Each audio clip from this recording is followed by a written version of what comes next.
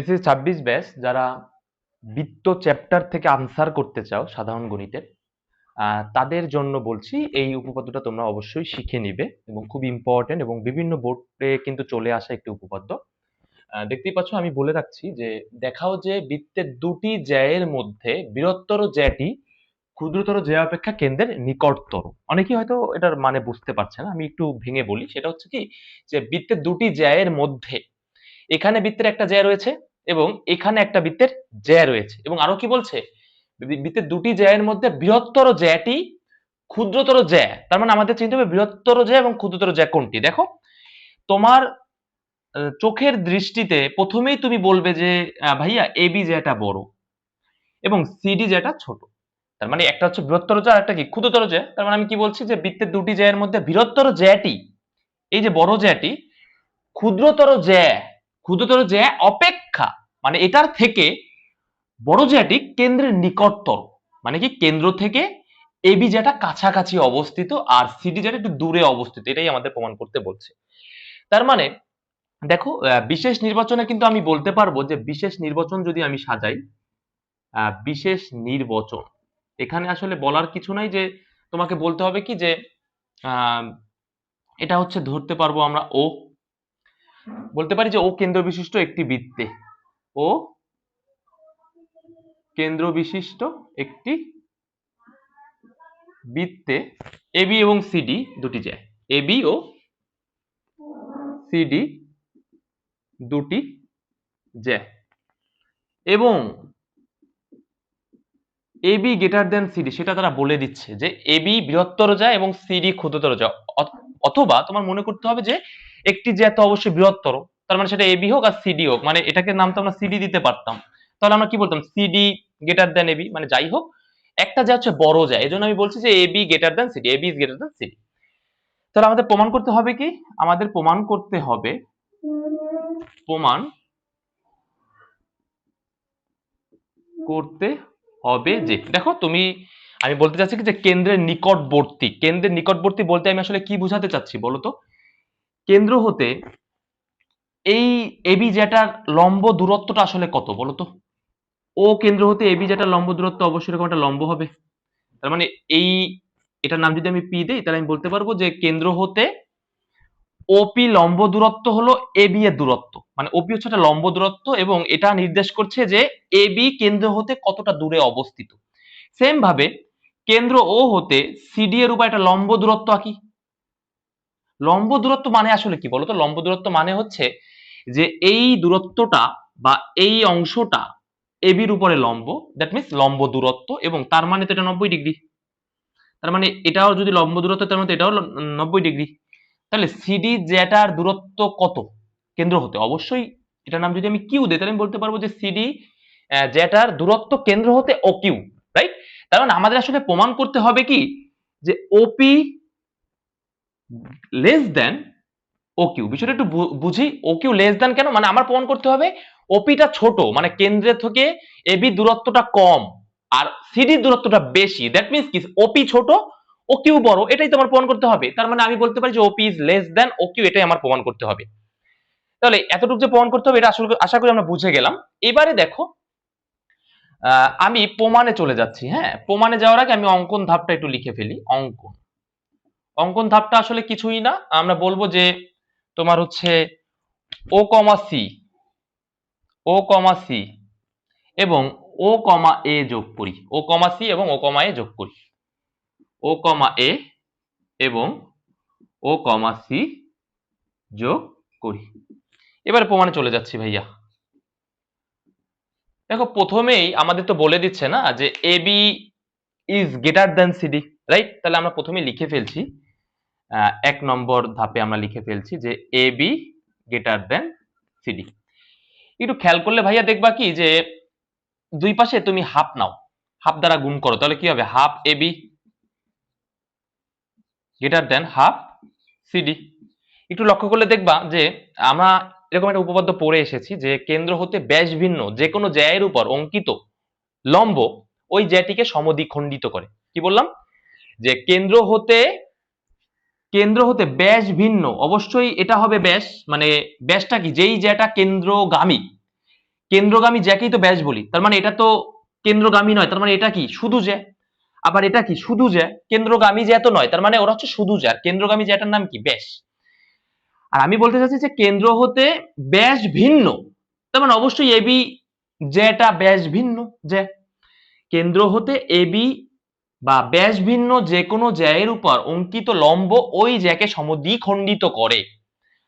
আবার কেন্দ্র হতে এই ব্যাস ভিন্ন জ্যা কত সিডি, তার উপর অঙ্কিত লম্ব কি ও কিউ, তার মানে অবশ্যই সি কিউ ইকুয়াল কিউডি হবে। মানে কেন্দ্র হতে ব্যাস ভিন্ন যে কোনো জ্যায়ের উপর অঙ্কিত লম্ব ওই জ্যাকে সমদ্বিখণ্ডিত করে, এরকম একটা উপপাদ্য কিন্তু আমরা পড়ে এসেছি। তার মানে এখন আমি কি লিখতে পারবো যে হাফ এবি মানে এপি, লিখতে পারবো কিনা বলো তো?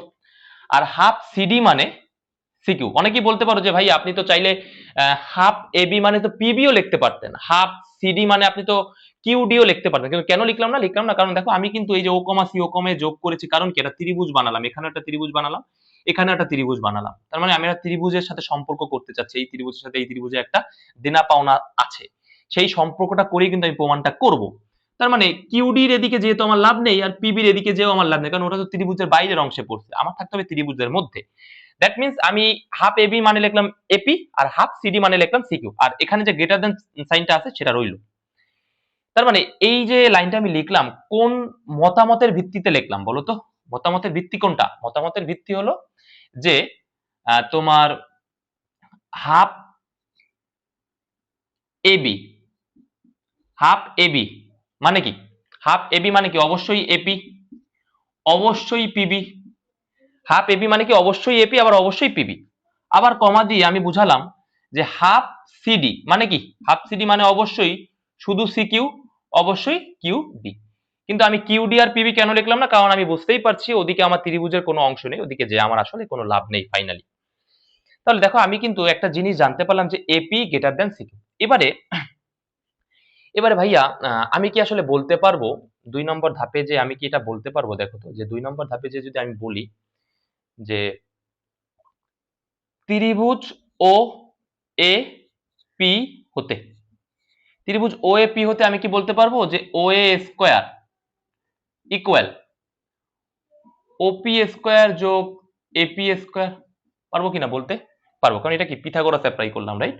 আর পিথাগোরাসের অতিভুজটা কি ও এ, এজন্য ও এর উপরে অঙ্কিত লম্বর মানে সরি ও এ স্কোয়ার ইকুয়াল ওপি স্কোয়ার যোগ এপি স্কোয়ার, এটা তো পিথাগোরাস আমরা জানি আশা করছি। আবার দেখো তুমি ত্রিভুজ ওসি কিউর মধ্যে বলতে পারবা, ত্রিভুজ ওসি কিউ এর বা ত্রিভুজ ওসি কিউ হতে লেখো, হ্যাঁ ত্রিভুজ ওসি কিউ হতে কি লিখতে পারবা আমাকে একটু বলো তো? লিখতে পারবা ওসি স্কোয়ার ইকুয়াল তোমার ও কিউ, ও কিউ স্কোয়ার যোগ সিকিউ স্কোয়ার, লিখতে পারবো? পারবো। এইবার এইবার আমি আসলে একটু এখানে চলে আসি, হ্যাঁ মানে 3 নম্বর ধাপটা এখানেই লিখি, এখানেই হয়ে যাবে আশা করছি। 3 নম্বর, 3 নম্বর ধাপটা দেখো তুমি কি বলতে পারবা যে এই যে ওএ আর এই যে ওসি এরা দুজন সমান, কারণ কি এই ওএটাও এই বৃত্তেরই ব্যাসার্ধ, আবার এই ওসিটাও এই বৃত্তেরই ব্যাসার্ধ, তার মানে একই বৃত্তের ব্যাসার্ধ বলতে পারি না আমরা? ওএ ইকুয়াল ওসি পারি কিনা বলতে বলো? তার মানে আমি বলতে পারবো ওএ ইকুয়াল ওসি, রাইট? যুক্তি কি? যুক্তি হচ্ছে একই বৃত্তের ব্যাসার্ধ, তার মানে আমি এই পাশে সাইড নোট দিতে পারবো যে একই বৃত্তের ব্যাসার্ধ, একই বৃত্তের ব্যাসার্ধ, একই বৃত্তের ব্যাসার্ধ। এবার একটু খেয়াল করো, আমি যদি উভয় পক্ষে বর্গ করি তাহলে কি আমি এটা পাবো? O square is equal to OC square পাবো, উভয় পক্ষে বর্গ করলাম তাহলে এটা পাবো। এবার ও স্কোয়ার মানে কি ভাইয়া? ও স্কোয়ার মানে হচ্ছে ওপি স্কোয়ার যোগ এপি স্কোয়ার, আর ওসি স্কোয়ার মানে কি ও কিউ স্কোয়ার যোগ সি কিউ স্কোয়ার। এটা কি আমরা পারবো? এতটুক তো পারবো তাই না? এতটুক তো বুঝি, খুব সহজেই বুঝি এতটুক। এখন আমার কথা হচ্ছে কি এখানে একটু বেসিক নলেজ বা একটু বেসিক ক্যালকুলেশন তোমার মাথায় চালাইতে হবে, সেটা হচ্ছে কি দেখো যে আমি এখানে লিখেছি কি যে OP square AP square equal O Q square plus C Q square. এতটুক তো বোঝা যাচ্ছে যে এই পাশের ভ্যালু মানে বাম পাশের যেই এপি স্কোয়ার আর ওপি স্কোয়ার করে যে ভ্যালুটা আসে ও কিউ স্কোয়ার যোগ সি কিউ স্কোয়ার করলে সেম ভ্যালুটাই আসবে, এটাই তো আমরা বুঝতে পারছি। একেবারে সাধারণ দৃষ্টিতে তো এটাই বুঝতে পারবো, রাইট? আমি এই জিনিসটাকে এখানে একটু লিখি, হ্যাঁ এখানে একটু লিখি, সরি আমি মানে এখান থেকে লেখার কারণ হচ্ছে যে এখানে লিখে তোমরা সহজে দেখতে পাও। আমি এখানে একটু লিখছি, হ্যাঁ। তো ওপি স্কোয়ার যোগ AP square equal O Q square যোগ সি কিউ স্কোয়ার, তাই না?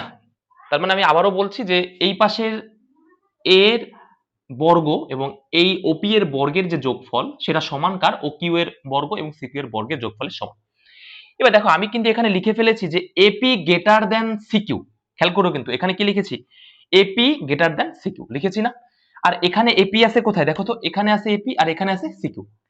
তুমি কি এতটুকু বুঝতে পারছো যে এখানে এপিটা বড়, সিকিউটা ছোট, রাইট? এপিটা কি, এপিটা হচ্ছে বড়, রাইট? এপিটা হচ্ছে কি বলো, এপিটা হচ্ছে বড় আর সিকিউটা কি ছোট না? একটু বিষয়টা বুঝছো। কিন্তু আবার আমি বলছি কি যে এদেরকে, এদের যে যোগফল আর এদের যোগফল সমান, তার মানে এপি যদি বড় হয় আর সিকিউ যদি ছোট হয়, তার মানে ও কিউ কে অবশ্যই বড় হইতে হবে এবং ওপি কে ছোট হইতে হবে। বিষয়টা কিন্তু খুবই কনসেপচুয়াল, একটু মনে রাখার চেষ্টা করো। সেটা হচ্ছে কি যে মনে করো যে দুইজন দড়ি টানছে, দুপাশ থেকে দুইজন দড়ি টানছে, এ পাশে দুইজন টানছে, এ পাশে দুইজন টানছে। এখন এ পাশে ইনি, এনার গায়ে একটু শক্তি বেশি, ইনি একটু মোটা সোটা টাইপের ব্যক্তি, এনার একটু শক্তি বেশি, তো ইনি একটু শক্তিতে টানছে বেশি। আর এই যে সিকিউ, এর এনার্জি কম বা একটু দুর্বল টাইপের ব্যক্তি, তার মানে এর শক্তি একটু বেশি, এর শক্তি একটু কম। তার মানে আবার এরা দুজন ইকুয়াল, তার মানে এর শক্তি যেহেতু বেশি তাহলে ওর পার্টনারটা কি একটু দুর্বল, আবার ওর শক্তি যেহেতু একটু কম তাহলে ওর পার্টনারটা কি একটু সবল বা আরেকটু শক্তিশালী, তাহলেই তো এরা দুজন ইকুয়াল হবে, তাই না? তার মানে তুমি কি বুঝতে পারছো যে ওপিটা ছোট আর ও কিউটা বড় হিসাব অনুযায়ী, যেহেতু এপি বড় সিকিউ ছোট, সেহেতু লজিক্যালি ওপি কে ছোট হইতে হবে এবং ওকিউ কে বড় হইতে হবে, তাহলে এরা দুজন ইকুয়াল হবে। আরো সহজ ভাষায় বলতে গেলে এপি একটা ভ্যালু ধরো, মনে করো 10 আর সিকিউ ধরো তুমি 5, তাহলে এদের দুজনকে আবার সমানও হইতে হবে, তাহলে অবশ্যই ওকিউ কে বড় হইতে হবে এবং ওপি কে ছোট হইতে হবে, তাহলেই তো এরা দুজন ইকুয়াল হবে পাশাপাশি, রাইট?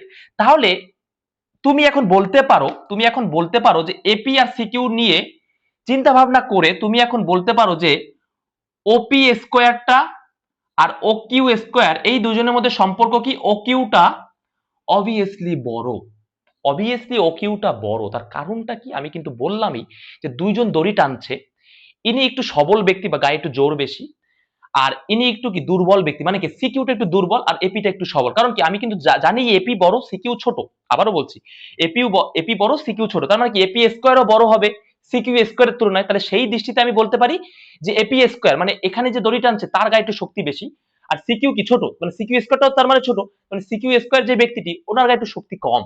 আবার এরা দুজন যেহেতু ইকুয়াল, তার মানে ওর গায়ে যেহেতু শক্তি কম ওর পার্টনারটা কি একটু সবল, আর ওর গায়ে যেহেতু শক্তি বেশি ওর পার্টনারটা কি একটু দুর্বল। তার মানে বলা যেতে পারে ওপি স্কোয়ার আর ওকিউ স্কোয়ার সম্পর্ক কি, ওকিউ স্কোয়ারটা বড়, ওপি স্কোয়ারটা ছোট। তাহলে সর্বশেষ লাইনটা কি বলা যাবে, দুই পাশ থেকে আমরা যদি রুট করি বা বর্গমূল করি বা স্কোয়ারটাকে ফেলে দিলে আমরা বলতে পারি যে OP is less than OQ. এটাই আমাদের প্রমাণ হয়ে গেল। দেখো ওপি ইজ লেস দ্যান ওকিউ, এটাই হচ্ছে আমাদের প্রমাণ। তার মানে আমরা বলে দিতে পারি প্রমাণিত।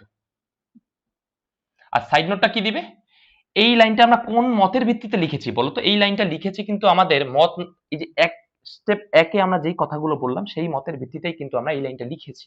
তার মানে এখানে সাইড নোটটা তুমি দিতে পারো, যেহেতু এপি গ্রেটার দেন সিকিউ, এই সাইড নোটটা এখানে দিলেই হবে, যেহেতু আমার জায়গায় হচ্ছে না তাই আমি দিতে পারলাম না।